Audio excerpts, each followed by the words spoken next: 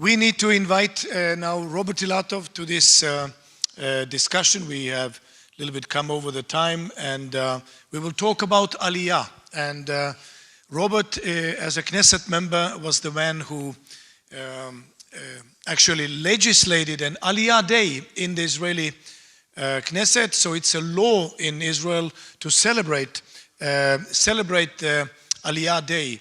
What is Aliyah? It's the return of the Jewish people back to the land of promise, back to the land that God promised to Abraham.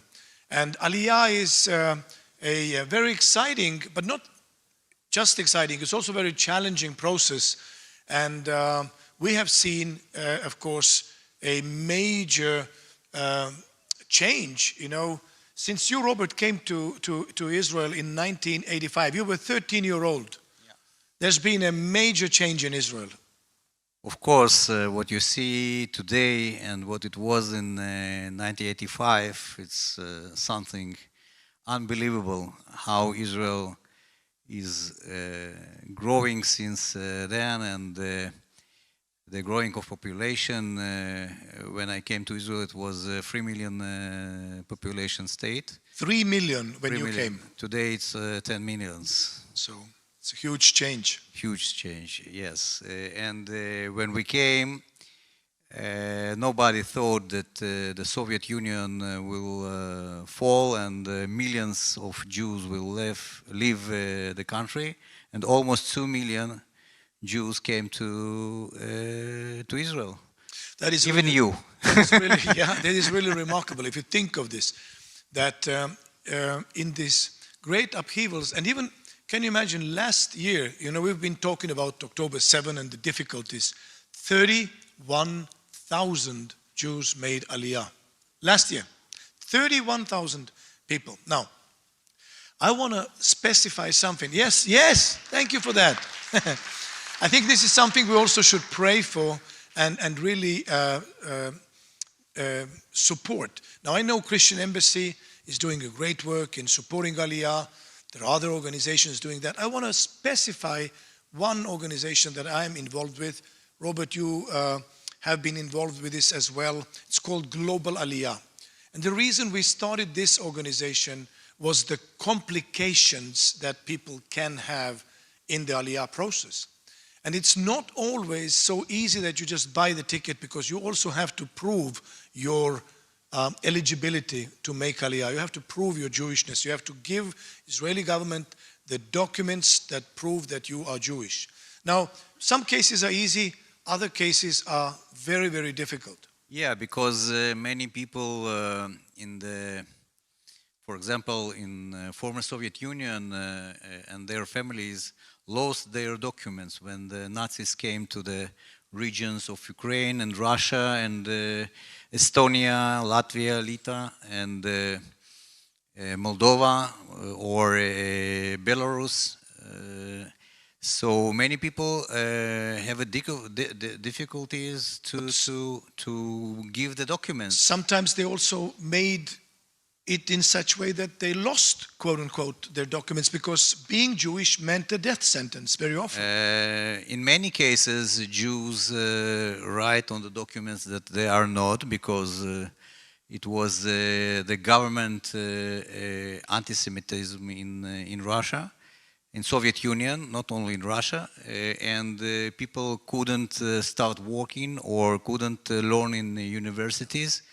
And people changed it because they want to continue living in this country. So many people destroyed the documents, and now if they want to come to Israel, they have to prove their connection to Jewry. And so, actually, there is something that I want to mention to you, because we have a little shorter time. We, since 2018, Israel has been doing something very unusual. Israel has been accepting, in certain cases, the DNA tests. Now, I want to explain it very, very clearly what is happening. Israel is not accepting any DNA test to prove the Jewishness. But we have a situation, let's say, that they destroyed the documents to save their lives during the Second World War. Fast forward, third generation, the children want to make Aliyah. Let's say there was a brother and there was a sister. Let's say that the brother kept the documents. Let's say the sister destroyed the documents. And their descendants now want to make Aliyah. They want to study in Israel. They want to come away, leave Ukraine or leave Russia.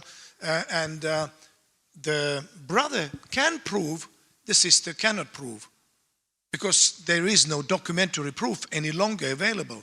So what the Israeli government has started to practice is that you can go to the court, family court in Israel, and say, look, actually we are brother and a sister.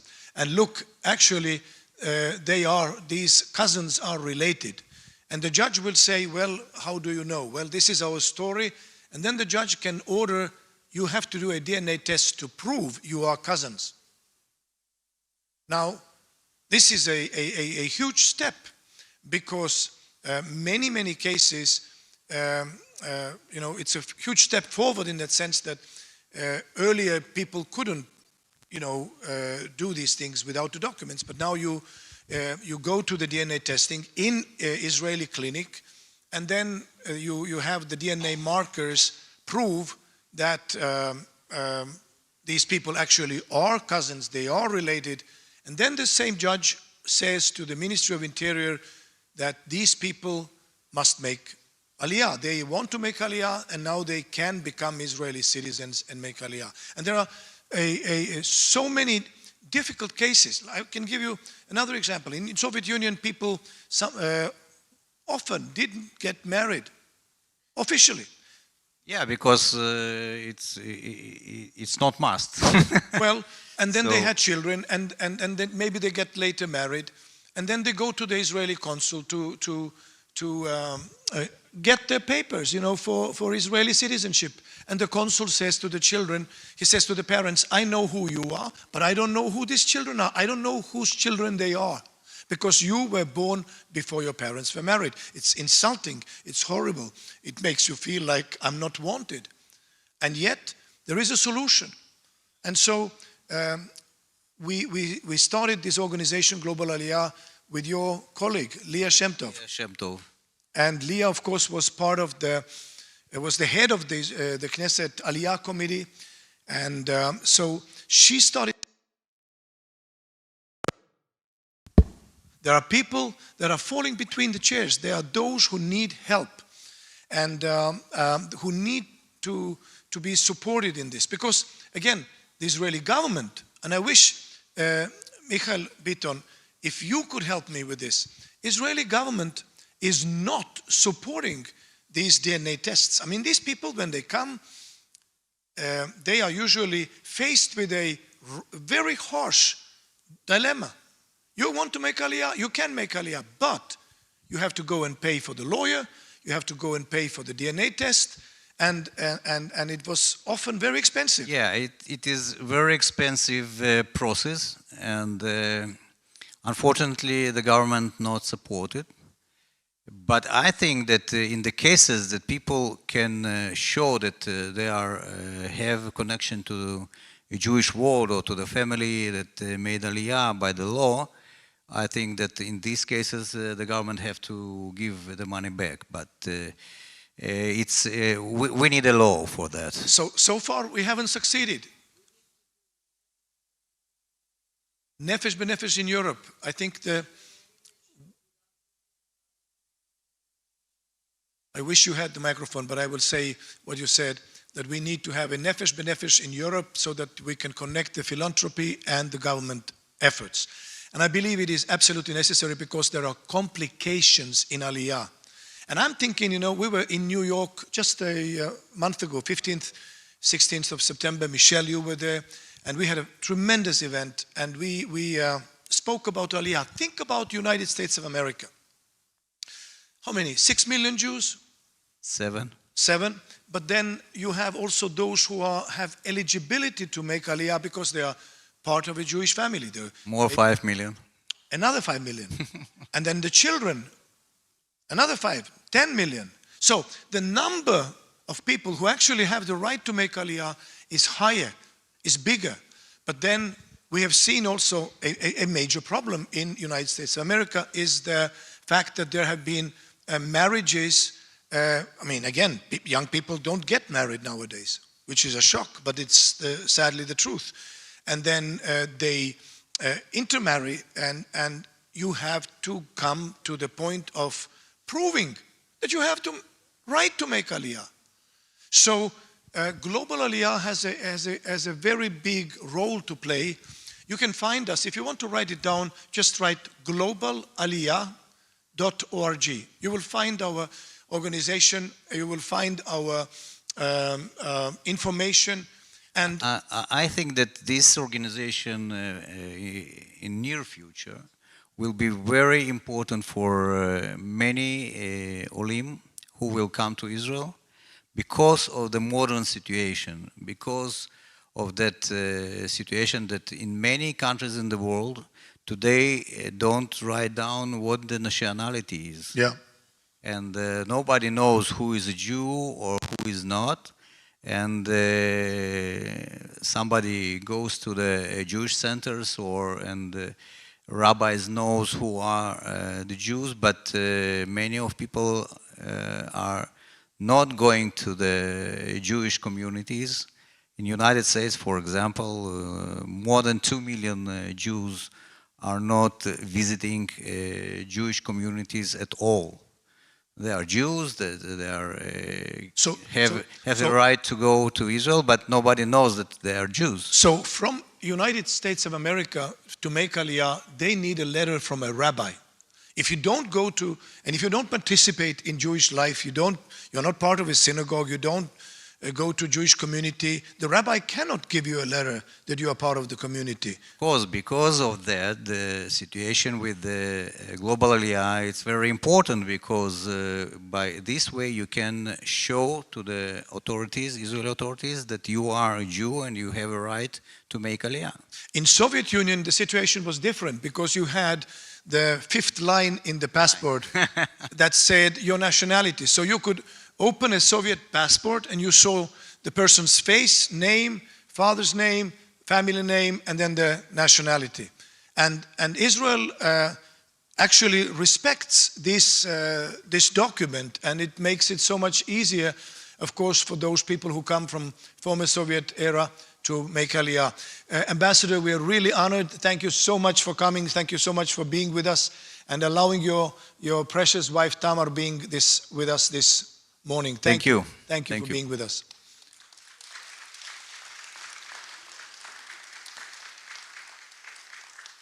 So to explain, just to give you a verse from the Bible. In Jeremiah 16, and it's a known verse, it says in verse 14, "Therefore, behold, the days are coming, declares the Lord, when it shall no longer be said, as the Lord lives, who brought up the people of Israel out of the land of Egypt. But as the Lord lives, who brought up the people of Israel out of the north country." I mean, take a look on the map. Up to the north from Jerusalem is Moscow. "And out of all the countries where he had driven them, for I will bring them back to their own land that I gave to their fathers." But now comes the warning. "Behold, I am sending for many fishers, declares the Lord, and they shall catch them. Afterward I will send for many hunters, and they shall hunt them from every mountain and every hill and out of the cleft of the rocks."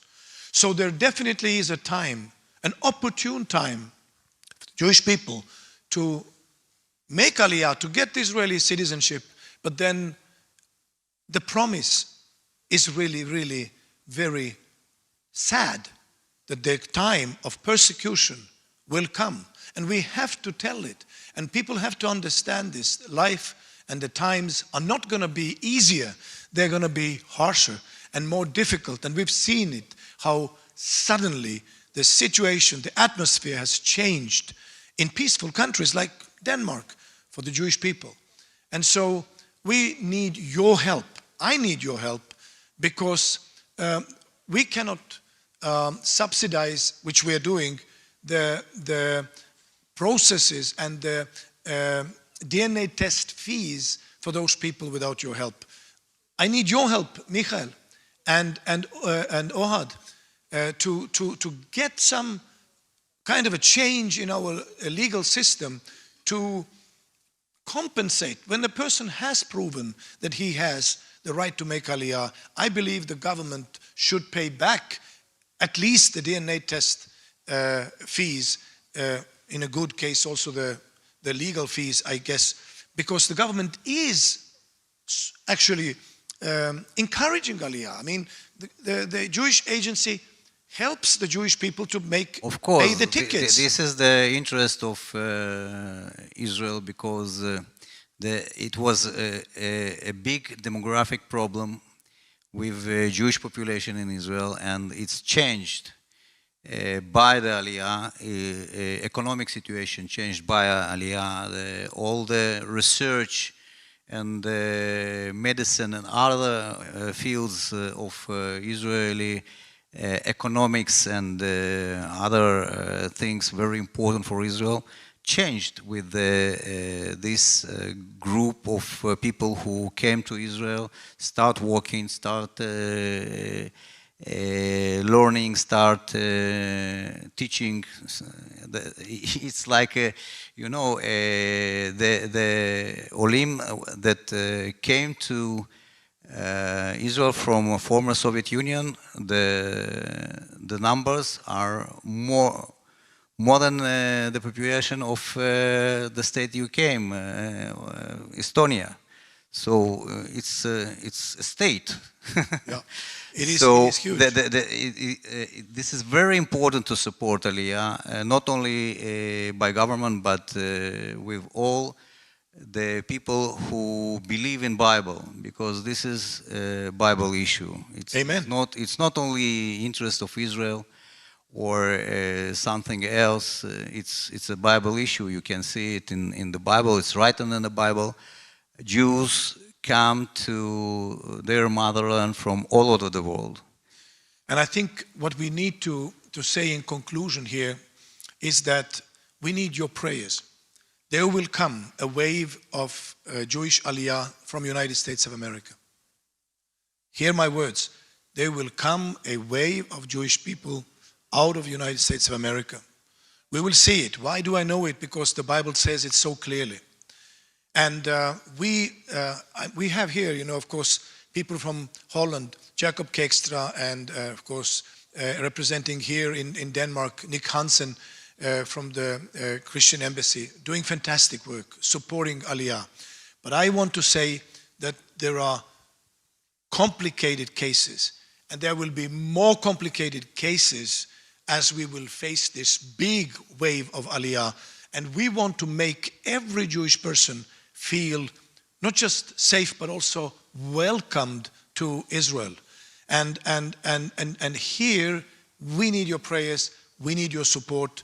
Look up globalaliyah.org, and you will find what we are doing in supporting Aliyah, in bringing families together, sometimes bringing healing and restoration to families that are separated because of difficult circumstances, and we are in need of your prayers and your support. Robert, anything you want to add to my words? No, I think you said everything that was important, and I would like to thank you all and pray for more people who will back to motherland, to Israel. I mean, think of this. Imagine the fact Israel has now 10 million people. Imagine if 5 million more Jews would arrive. Imagine what it would look like. Imagine if 10 million more will come. You say, oh, do you have no place for them? Oh, Israel has so much place. Negev. 60% of Israeli territory is Negev desert, and only how many people live there? 7%? 7%, yeah. Of the population. With the Bedouins. With the Bedouins. So Yerucham in the south, would you You will accept a few people, maybe a few millions. Michael says that he would accept a few people from Denmark. Nice, very kind. It's too hard there for Danish people. It's the best country, I know that. But imagine this, if Negev desert would be populated. Ben Gurion said that Negev is our challenge. Negev is the challenge of Zionism. And Robert, you have also had initiatives to bring study centers and education centers to Negev. But here is something that we need to pray for. 10 more million. Not just 4 more years, 10 more million. Can you say 10 more million? Can you imagine Israel having 20 million Israeli Jewish citizens? Am I speaking too bold? Just reading the Bible would tell me that. 20 million people. How fast can it be? If in Soviet Union, it can be very fast, because what is happening today in campuses in the United States, in the streets, it can be very fast. I think it was 1.2 million that came in 3 years. So in 10 years we could have 20 million. Moody, what do you think? Am I too bold? Here comes another wise man. We need to make more Jewish babies. That's also very important. And protect the unborn Jewish babies. That's the other very important thing. So let's finish it here.